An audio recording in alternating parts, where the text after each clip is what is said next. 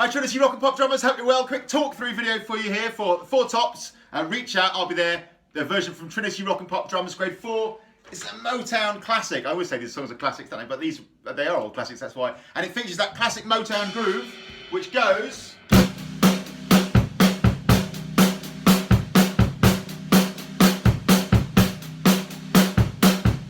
that beautiful sort of forward momentum, that driving 4 snare drums in the bar feel. And I actually think, as a little side note, this is really interesting because when you think about basically all of contemporary music for drums from, I guess, the late 1940s onwards, the big feature that kind of runs through everything is a snare drum hit on what we call a backbeat, right? Or something like a snare drum anyway, on beats 2 and beats 4. 1, 2, 3, 4. And that's in all the styles, you know, pop, rock, all the rest of it. That's by far the most common type of beat. The one exception, there might be others I'm not thinking of really, but in pop contemporary music, the one exception to that, where there's something different as the main type of beat, is Motown music, where you've got this but, the snare drum hitting all 4 beats in the bar. There are plenty of Motown tunes where it's a 2 and 4 thing as well. But this just seems like it's a really kind of interesting outlier in that it's a whole like genre of music where there's a different type of beat right at the heart of it. And it has that kind of crossover with like marching band music, I guess, that just has that beautiful driving forward momentum. We always say it, but it's always true. The reason to do these grades and learn these pieces is way bigger than passing your exam and getting a certificate, but that's cool. It's way bigger than just being able to say, oh, now I can play Reach Out, I'll be there by the 4 tops, although that's cool. It's about skills, man. It's about when you go off to be a musician and use these great set of skills, because that's what we're doing here. You've got all these great things in your vocabulary. Someone says, did you give us a Motown groove? You come in with they're going to say, that's the one, man, you're hired. So it's all about equipping yourself with a set of skills that you can then use in the world of being a musician, man, to be authentic, to do things that fit the style that you're playing. So let's go, man. From the start, we've got 7 bars rest, funny little piccolo thing. Then we come in with, after the old coconuts, there's a sort of percussion sound at the start of it, which sounds like coconuts. It says in the notes there that is, this is news to me, timpani mallets hitting a tambourine with no jingles on, it turns out. Apparently that's what that is. Cool, and then we've got on the 8th bar, 1, 2, 3. So 2 beat rest there with a black rectangle, 8th note rest with the funny little letter Y squiggly thing, an upbeat quaver, which is accented on the and of beat 3, 4. So this is the last bar of the first line, 1, 2, 3, and 40 and. All right, verse comes in.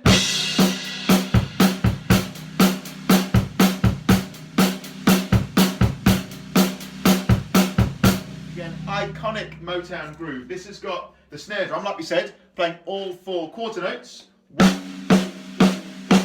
It's got the kick on beat 1, and then again in between the snare drums on the and of beat 3 and the and of beat 4. What you could do, often what we do here, is get the hand part going first.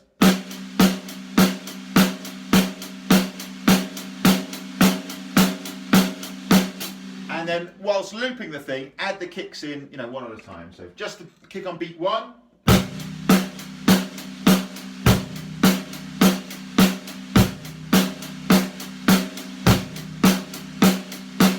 Then the kick on the and of beat 3.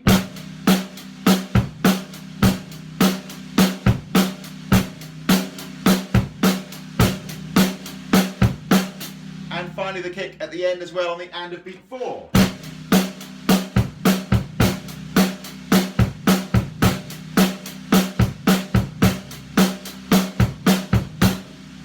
That's the basic groove, and that goes through so much of the tune that a large amount of your practice time on this tune will be spent just getting that going, man. And it just needs that feel, like it has at the start.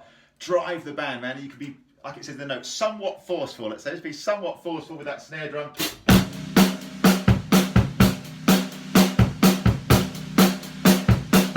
Remember, this is above all else soul music. You've got to drive the thing along, man. You've got to make people feel something when they hear this song. Go for it, man. We don't want to hear. Here. You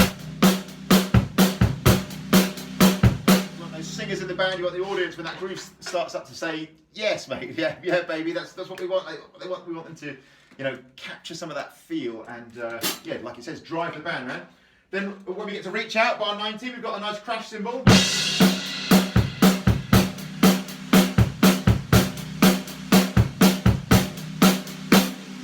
on the fourth bar, so 19, 20, 21, 22, dead stop on a quarter note for beat 3. So from 19, reach out, we've got.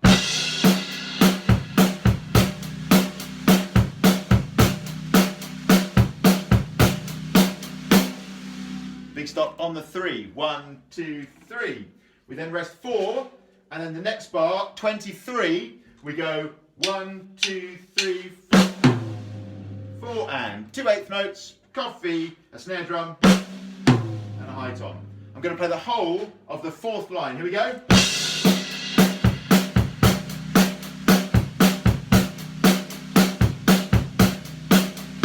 4, 1, 2, 3, 4. Then the chorus hits, same groove.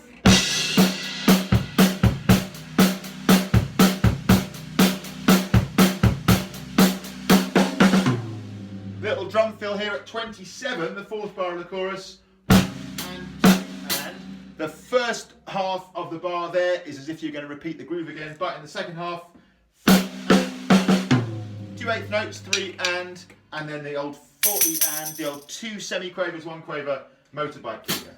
Whole bar, bar 20, 27 goes.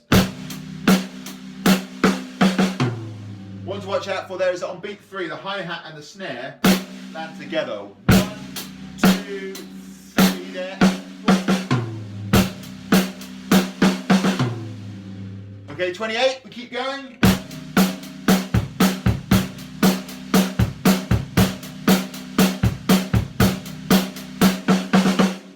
So this one here, ba, ba, ba, ba, ba. This is bar where it says to Coda above it.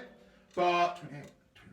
Bar 31, and you might have noticed it's the same drum fill as we just learned earlier, but this time you play it all on the snare. 1 and 2 and 3. We then follow that straight after with another drum fill. I always think this is a really interesting part of the song. I think, did the drummer do the drum fill too early on the original and just kind of styled it out? It kind of smell a rap maybe, but also maybe it's just probably just a cool stylistic choice, you know. So 2 drum fills in a row. So 1 and 2 and 3. So same rhythm again, this time going back up to the high tom. Here's what I'm going to do. I'm going to play from the start of the chorus, bar 24 to the end of the first page.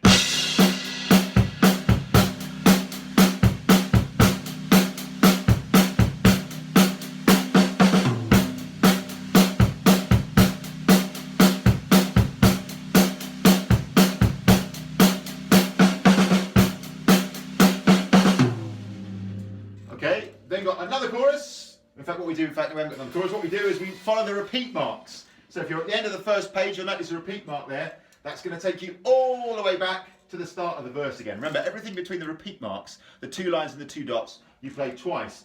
And so here, the verse and the chorus, basically almost the whole of that first page, you go round twice, right? And the big thing to watch out for is the second time around, once you're repeating, vary fills on repeat, so you go different drum fills, man. If you need to have a little look at my drum fill course, my little drum fills video playlist, I'll link to that below in the description, and get you some ideas going. Hopefully by this point, if you're into grade 4, you'll be all right with, you know, changing up the fills a little bit, doing your own thing with it. Really important point, vary the fills on the repeat. Now when you go around the second time, you're then going to go straight through to the chorus. So you do, from the start of the song, the beginning now, you do the intro, you do the verse, you do the chorus. When you hit the repeat mark, you go back to the verse again, you then do the chorus again, then you do another chorus. We go on to the second page. You might have noticed the thing saying to Coda. You kind of take note of that, but don't do anything about that just yet. So the chorus now, top of the second page, bar 33. After you've done the repeat on the first page, we'll go.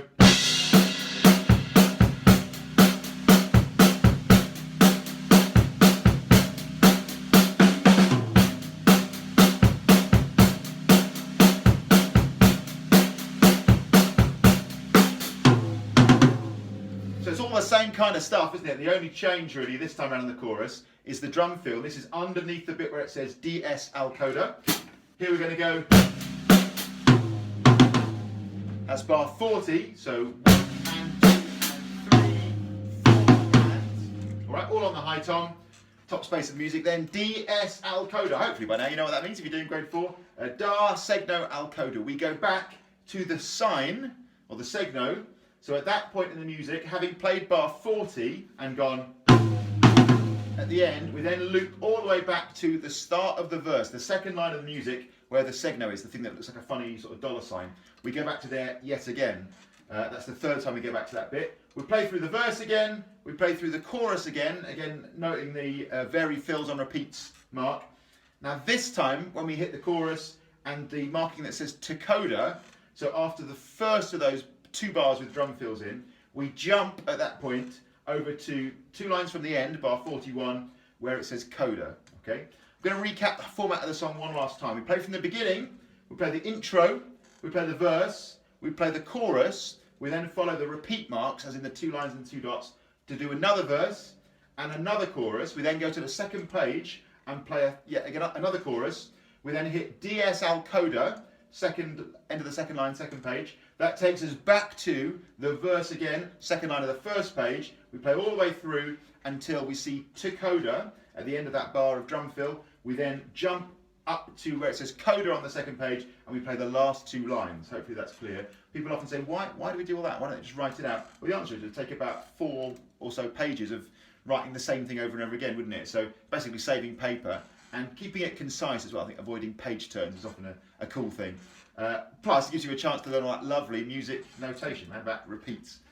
Cool. All right, now we're into the Coda then, the last 2 lines. This is bar 41.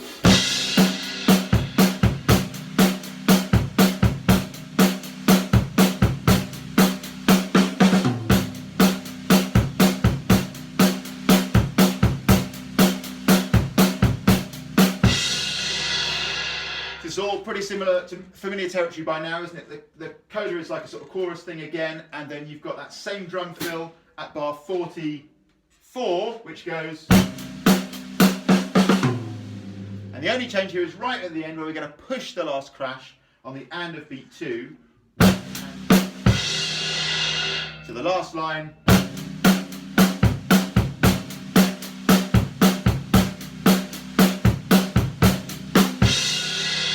1 and 2 and. All right, we're going to recap the form one last time.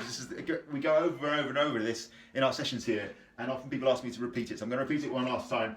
We come in at the beginning with the intro, we rest, we then play our drum fill, we then play the first verse and chorus, we then follow the repeat marks, the 2 lines and 2 dots, back to the verse, we then play the verse and the chorus again, we then move to the second page, play another chorus, at DSL Coda, we go back to the sign, Dar Segno from the sign, we play through another verse, we then, where it says to Coda, jump to the little Coda, which is the thing that looks like a crosshair, if you ever played a video game where you're a fighter pilot, little crosshair, and we play the last 2 lines as written. Hope that's cool. That is Reach Out. I'll be there by the 4 tops. Have a load of fun with it. Classic Motown tune. Thanks as always for watching these. Hopefully these full lesson videos are useful. People are starting to tell me that they are, so hopefully they are. Let me know if so. And thanks so much for watching. Please feel free to share these videos. Please subscribe if you haven't already. Massively appreciate it. Thanks so much for all your support. And thanks to all the legends who've bought me a coffee, buy me a coffee as well. And I'll see you soon. Thanks so much.